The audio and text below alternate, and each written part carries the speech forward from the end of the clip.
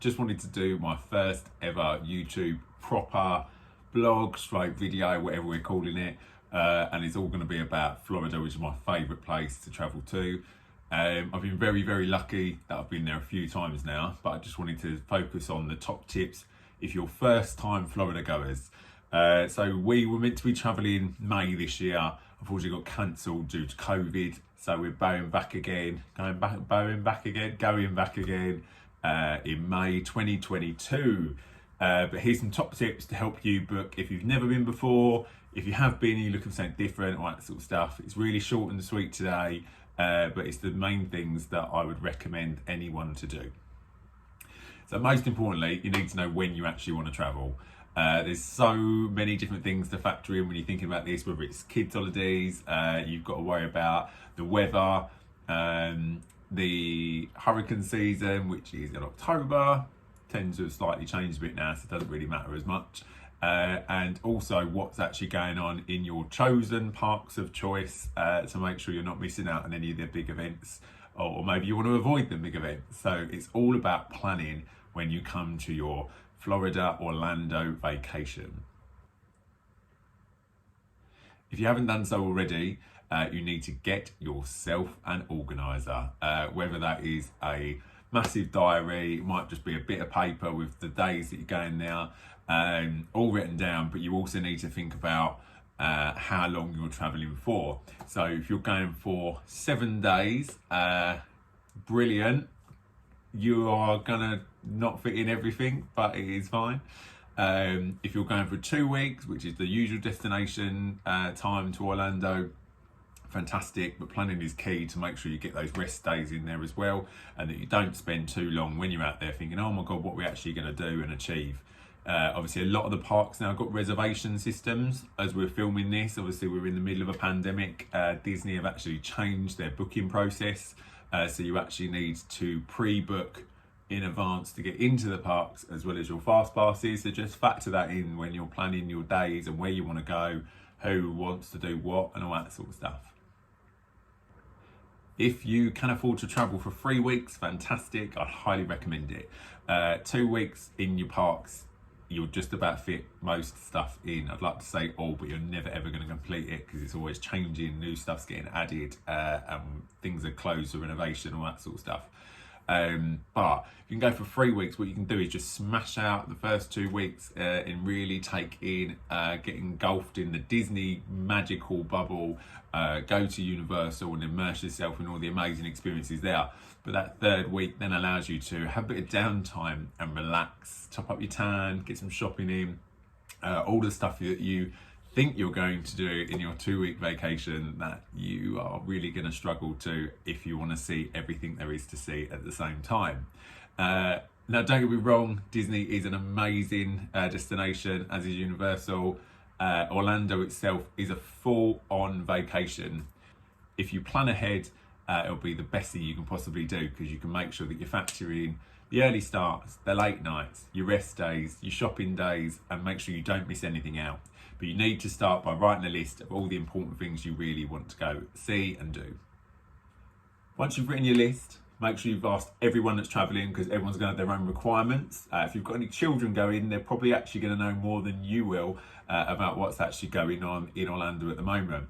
With the amazing platforms like YouTube, TikTok, Instagram, all that sort of stuff, people are sharing the hidden little nooks in the parks that no one knows about. If you're looking to head to the beach, so Florida's got them in a plenty, just do a bit of research beforehand to make sure that you're heading to the beach that's going to give you what you actually need. If you're looking for Instagrammable moments, then head to the Lonely Planet guides online. They're amazing for finding hidden treasures. If you're looking for family-friendly activities, then maybe look towards Clearwater or Daytona Beach, where you've got a little bit more going on at the same time. If this is your first time ever booking Florida, then make sure you use an agent. I cannot express that enough. So I worked in travel for 13 years, absolutely loved every single minute of it. But booking your Florida trip for a travel agent is brilliant. Not only because of the protection that it gives you should anything go wrong prior to traveling or anything like that, but also the detail and the knowledge that you're investing in. So yes, it may be slightly more expensive, not always though, so do check out those prices. than booking it all depackaged. But actually, the wealth of knowledge that you're buying into, like I'm lucky, I've been several times, but I still use an agent now because of the ease. Everything's in one go. Everything's booked with one supplier. I know exactly who I'm going to for any questions or add-ons. But when we first went, my husband and I, it meant that if anything I needed, I had a rep on hand. I could call, I could find out some answers to some questions that I had, any information. We actually lost our camera on one trip and the rep was fantastic at getting it all back for us. So that's the sort of thing that you're paying into. And I think a holiday to Orlando is stressful enough without having to worry about all the little extras as well. I haven't got any preferred suppliers. I've used pretty much everyone. So I've used Virgin Holidays, obviously because I used to work for them. British Airways I've used most recently. I've also used independent agents. So there's some fantastic independent agents out there who come with a wealth of knowledge and experience.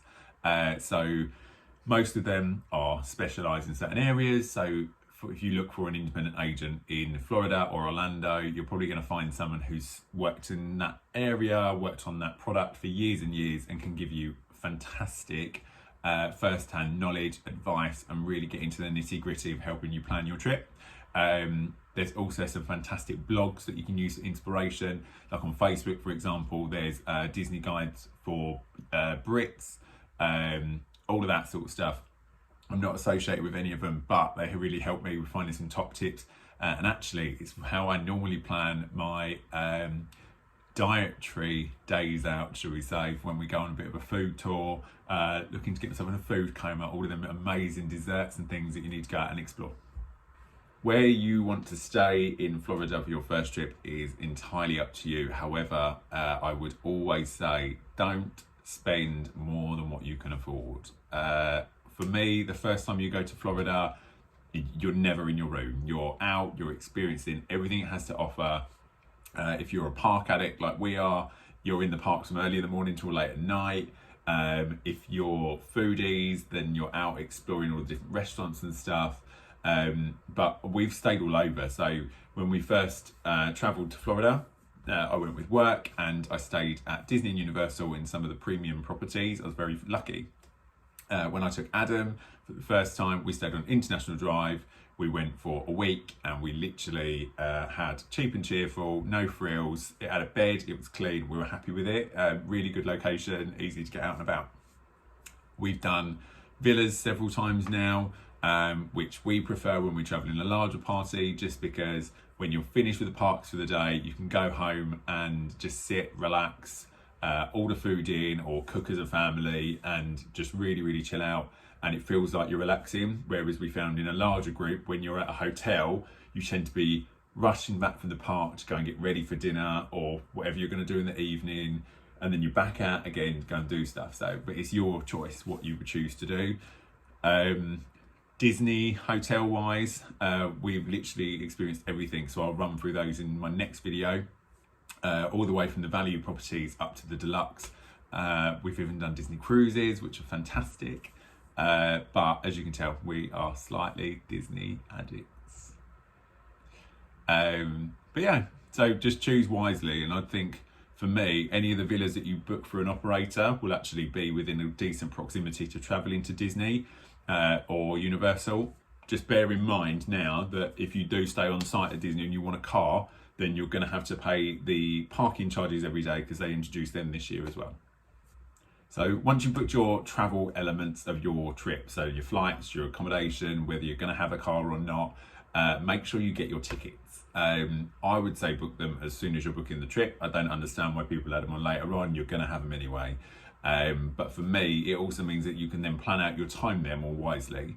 Especially with your agenda, you can then write everything out nicely. So I literally start with day I'm leaving, what time I'm landing, what I'm going to do that afternoon. If we're staying in a villa, my top tip is create a shopping list before you go.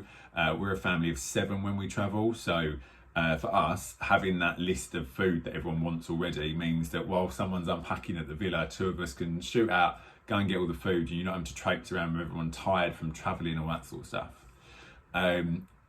Download the My Disney Experience app.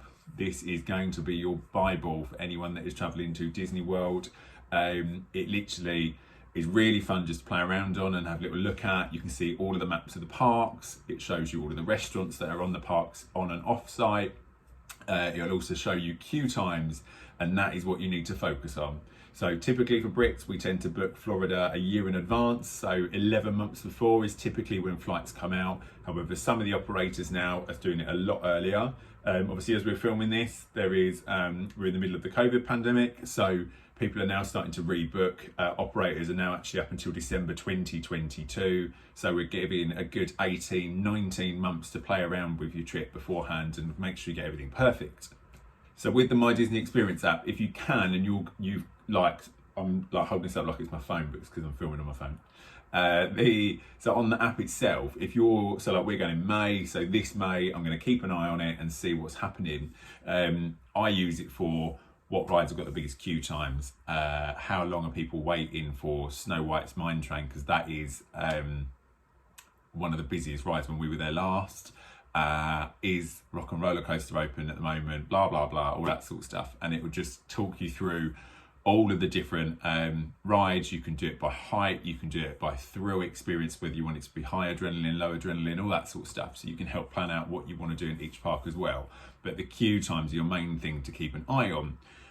Reason being, obviously with Disney you can book fast passes, which means that you can, if it's got an hour long queue and you've booked a fast pass, you literally tap your magic band onto the fast pass queue lane, go straight onto the ride, and there's a reduced queue. It's not as what's the word I'm looking for? Not as express as Universal is, whereas Universal you literally tap it, you get straight on. Disney has got a shorter queue time. I've never waited more than 5-10 minutes normally in an express lane. So it's just enhanced, but you have to book them in advance. So watching on the My Disney Experience app allows you to see what rides are typically got a longer queue, so that when you can book fast passes and you've planned to go to that park for the day, you can then go on and do that as well. So I don't want to go into the Disney and the Universal brackets right now because they are just a whole different ball game altogether. But I hope this has slightly helped you think about what you need to do before you even start traveling on your trip. There is so much to think about before you go. If you are going to drive whilst you're in Florida, then I'm with Free Mobile. We get free data usage and stuff over there, so I never hire a sat nav when I've got a car because I don't see the point, because I can use my phone. So just make sure you get one of those plug-in cigarette lighter charger things, and maybe a car stand if you need it. The roads are quite straightforward over there because they're automatic cars, they don't have roundabouts, all that sort of stuff, so it's nice easy drive in my opinion. And it just gives you that freedom that if you want to go shopping for the day you can do. If you're going to go up and see further afield at Kennedy Space Centre, anything like that, it's just a really easy way of getting out and about rather than relying on public transport. You do have Uber and Lyft over there as well, which are really easy to get around. Lyft offer the really funky Minnie Mouse wrapped cars, so you can literally ride around in like a mini mobile, which is a really fun way as well, especially for families. But I hope that's given you some top tips. I'm literally going to continue this blog now with different tips for Florida, and then I'm going to progress on to different destinations. So keep your eyes peeled if there's somewhere else. If you've enjoyed the video, please hit subscribe, give us a comment below, and I'll speak to you all soon.